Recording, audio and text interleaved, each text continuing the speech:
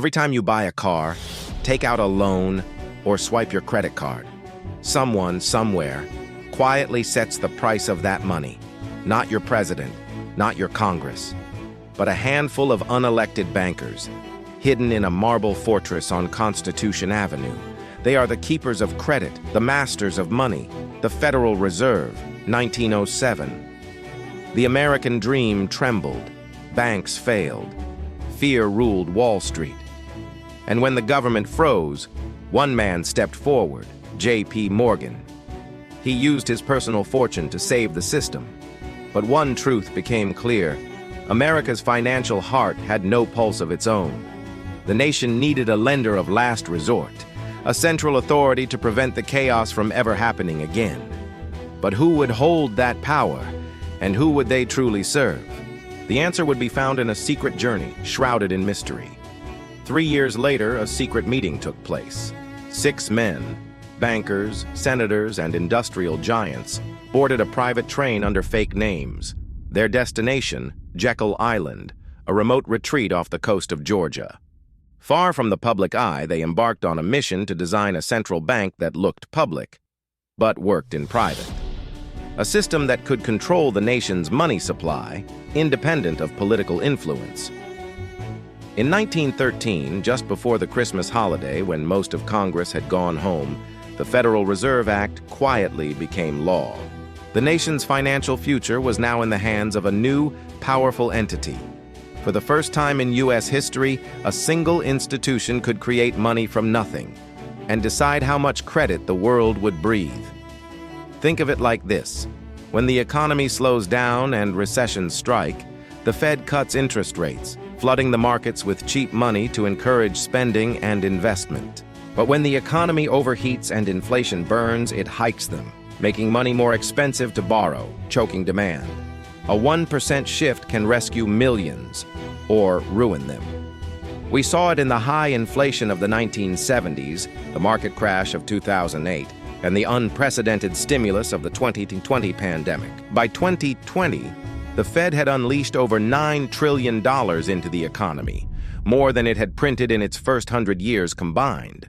But every rescue creates a reckoning. This cheap money inflates everything: stocks, housing, even crypto, lifting the fortunes of those who already own the game. As asset prices soar, the wealthy get wealthier. Meanwhile, for everyone else, the cost of living climbs. Groceries, gas, rent, everything gets more expensive. The Fed was built to protect the system, yet some argue the system it protects is one that favors those closest to the money printer. The powerful and the connected are deemed too big to fail, receiving bailouts while ordinary citizens face the consequences. This dynamic raises a fundamental question about fairness and who truly benefits from the Fed's actions. The Fed's decisions don't stop at America's borders. Its heartbeat shakes the entire planet. Because the U.S. dollar is the world's reserve currency, the Fed's policies have global ripple effects. When the Fed raises rates, the dollar strengthens, and nations that have borrowed in dollars find their debts suddenly much harder to repay. This can trigger debt crises in emerging markets. Conversely, when the Fed prints money, the world breathes a collective sigh of relief as liquidity flows globally, but often at the cost of importing American inflation. From London to Lagos, from Tokyo to Toronto, one voice commands the global markets: the chair of the Federal Reserve. Officially, the Fed's job is simple: keep prices stable and keep people employed. It's called the dual mandate. But in reality, every lever it pulls involves a difficult trade-off. It can stimulate economic growth, but risk higher inflation. It can build wealth, but at the cost of rising debt. It can aim for stability, but often requires exerting immense control.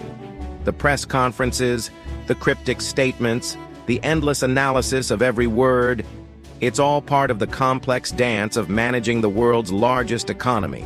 The dollar symbol, once a sign of simple value, has become something else, an infinite loop of credit and debt, constantly manipulated.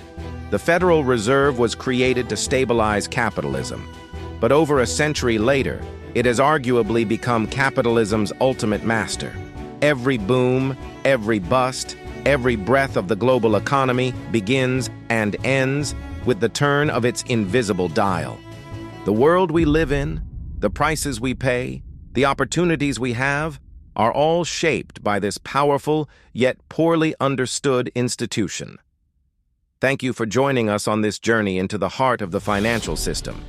If you found this exploration enlightening, be sure to like, subscribe, and hit that notification bell for more episodes that uncover how our world really works. We'll see you next time.